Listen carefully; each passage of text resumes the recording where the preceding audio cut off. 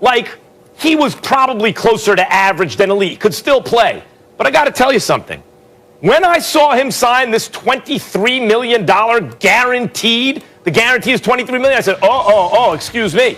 That dude is being paid like he's closer to elite than average. Let me look at this. And as it turns out, J.J. Watt, in terms of his win percentage for his matchup, is elite. He's top 10. He wins his matchup more than almost anyone else in football at his position when he's on the field. Now, injuries have been a concern, but when he's on the field, he is not just closer to elite, you might say he's still elite.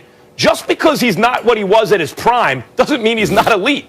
In his prime, he was in the top uppermost tier of greatest front seven players who ever lived. Lawrence Taylor, Reggie White, Bruce Smith, Aaron Donald. J.J. Watt is right there with those guys in his prime.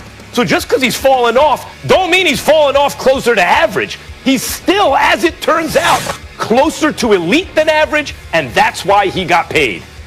Me personally, I have no problem with him getting paid. He's a future Hall of Famer. When you think about guys with the most sacks since 2012, Chandler Jones is number one. J.J. Watt is number two. This brother is a future Hall of Famer. Make no mistake about it. We know how formidable he is. We also know what a leader he is, and we also know what a leader in the community he is. I'm a huge, huge fan of J.J. Watt, and I believe he will be elite. But basically, right now, at this point in time, he appears to be closer to average than elite. I don't think that will last. I think that he was contaminated by being a member of the Texans organization, a part of all of that nonsense that was going on within that organization, which is universally recognized right now as one of the worst organizations in all of football, which is why Deshaun Watson wants out, which is why J.J. Watt went and apologized to Deshaun Watson, because he recognizes the cesspool that he was a part of. He wanted out, and he knows that Deshaun Watson deserves out. But that doesn't take away from the fact that he's had 9 sacks over the last 2 years, that he hasn't been the dude that we've known him to be, that registered about 18 sacks in 2018. I'm not saying that'll last. I believe in J.J. Watt, and I believe that he will make a difference in Arizona. Here's where I think he also kind of blew it, though. J.J. Watt clearly wants to be in a position to compete for a Super Bowl championship. I'm not saying that can't happen with Arizona. But if you're predicting that Arizona's going to do it ahead of the other options that he had available to him, whether it was Pittsburgh, whether it was Green Bay, or another team, I would dare challenge anybody on that.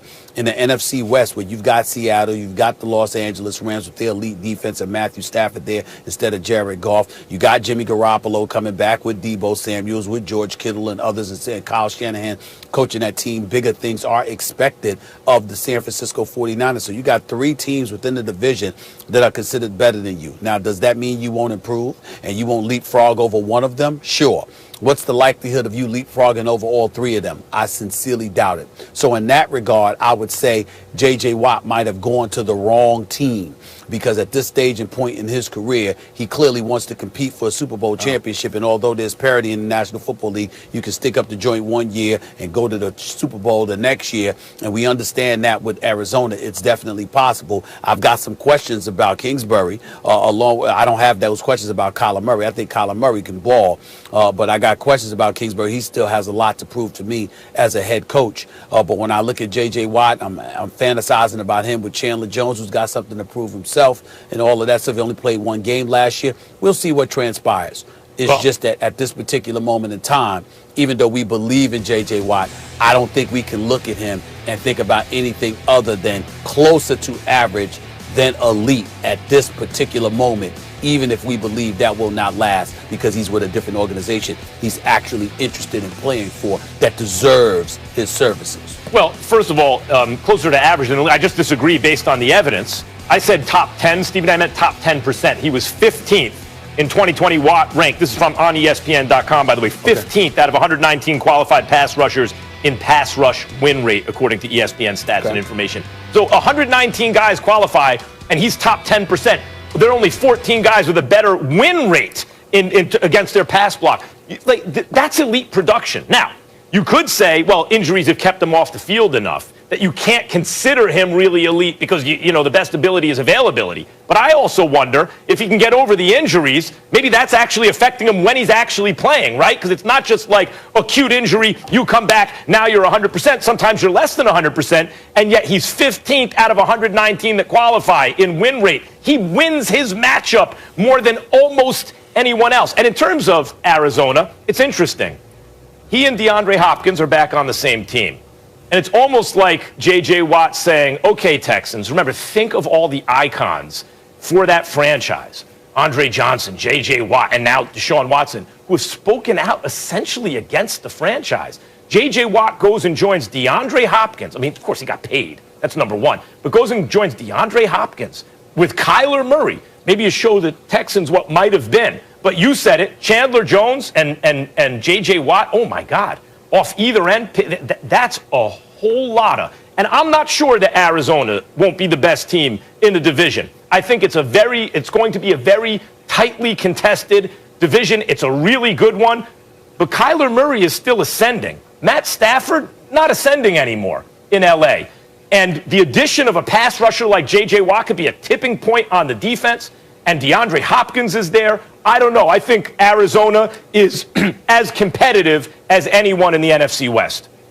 They could be, but we don't know that for sure because we know that they have a coach that on the collegiate level, he never really won anything. And there was legitimate questions as to whether or not he deserved a head coaching job in Arizona. He's gotten a head coaching job, and they've had some good moments in Arizona. I'll give him credit for that. But in the same breath, we've looked at Kyler Murray. We looked at some of the things that have transpired, and we said, you know what, we questioned whether or not he needed better coaching on the NFL level from time to time, watching him go out on that football field and play against the odds that were stacked against him because of his coach. And so those are things that we have to consider. Again, I'm not trying to call a man incompetent or anything like that.